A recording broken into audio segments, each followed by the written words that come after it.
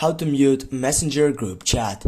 First you need to launch the Messenger, then you need to open up a chat selection or a group selection which you can get up and take that mute on it. Then if you go on that info section on your right upper side, you're gonna find out right down an option which is called side selection for mute. Yeah, it is on the fourth selection on your upper side.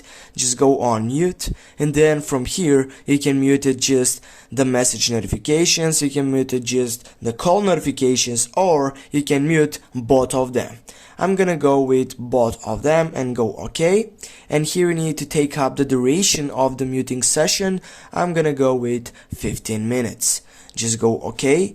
And now if you get back, and as you can see here, you have that session which says that message and call notifications from this chat are off.